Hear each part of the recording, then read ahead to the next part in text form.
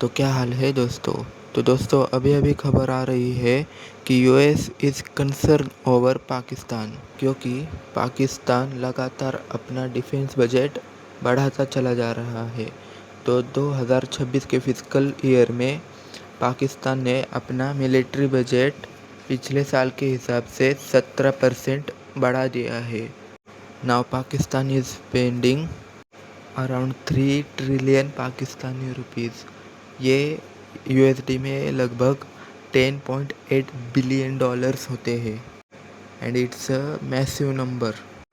और USA concern है क्योंकि पाकिस्तान अपनी मिलिट्री इंटेलिजेंस स्पेंडिंग की ट्रांसपेरेंसी नहीं रखता।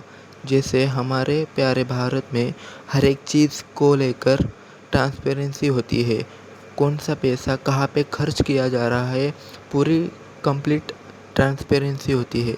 इंडियन मिलिट्री और इंटेलिजेंस एजेंसीज कहाँ कहाँ पर कितना परसेंट खर्चा कर रही है, ये सब जान सकते हैं हम लोग।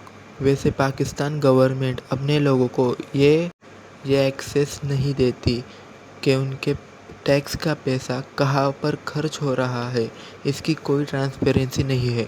स्पेसिफिकली पाकिस्तान की मिलिट्री, बाकी सब तो चलो काफ़ी हद तक दूसरे चीज़ों की जानकारी पब्लिकली अवेलेबल हो जाती है, बट पाकिस्तान की मिलिट्री ये बिल्कुल अलाउ नहीं करती है पाकिस्तान कितना खर्च कर रहा है अपनी मिलिट्री के ऊपर और पाकिस्तानी इंटेलिजेंस एजेंसीज के ऊपर। ये आम जनता को पता नहीं लगने देती, क्योंकि उस बजट का एक बड़ा सा हिस्सा करप्शन में चला जाता है।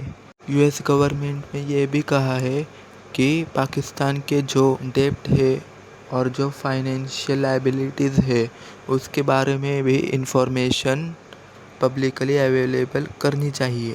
On the other hand Pakistan के सुप्रीम ऑडिट इंस्टीट्यूशन के बारे में पॉजिटिव कमेंट्स पास किए हैं कि ये लोग ऑडिट रिपोर्ट्स समय पर पब्लिश करते हैं और उसमें इम्पोर्टेंट फाइंडिंग्स भी होती है।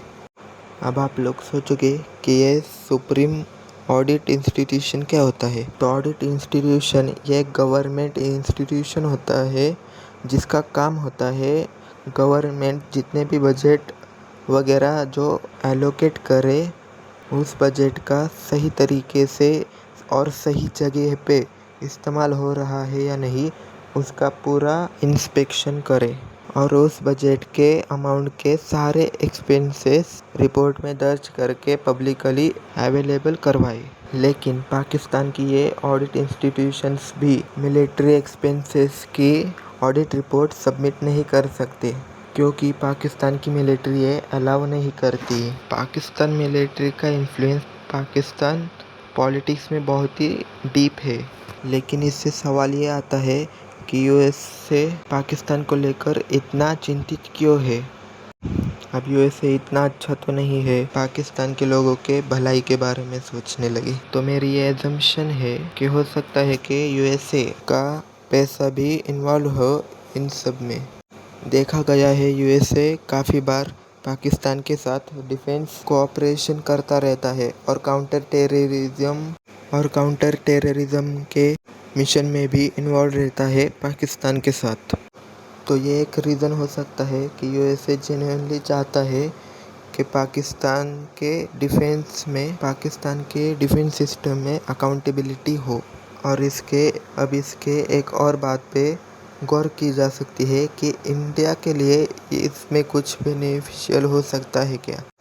तो इसका जवाब है हाँ, इनडायरेक्टली ये डिसीजन अगर पाकिस्तान के मिलिट्री और सिक्योरिटी इंटेलिजेंस एजेंसीज में ट्रांसपेरेंसी आती है तो इससे इंडिया को इनडायरेक्टली बहुत बेनिफिट करेगा। इंडियन गवर्नमेंट को इजीली इंटेल मिल जाएगी कि पाकिस्तान की प्रायोरिटी क्या है।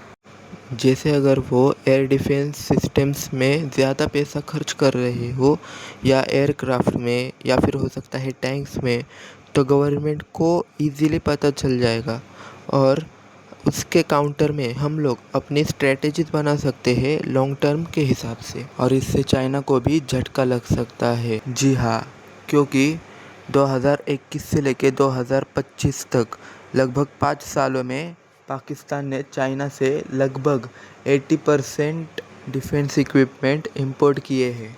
लेकिन अब अगर पाकिस्तान ट्रांसपेरेंसी रखने लगता है तो वहाँ के सिविलियंस डायरेक्ट सवाल पूछ पाएंगे अपनी गवर्नमेंट से। अगर उनकी मिलिट्री कोई डिफेंस इक्विपमेंट परचेस कर रही है चाइना से, तो फिर वही इक्विपमेंट क्यों ले रहे हो, इसका कोई चीपर अल्टरनेटिव भी हो सकता है क्या, ऐसे सब सवाल पूछ पाएगी पाकिस्तान की जनता अपने गवर्नमेंट से। इससे चाइना को भी कंसर्न होगा। That's it for today. मैं मिलता हूँ आपसे अगली वीडियो में, तब तक के लिए बाय बाय।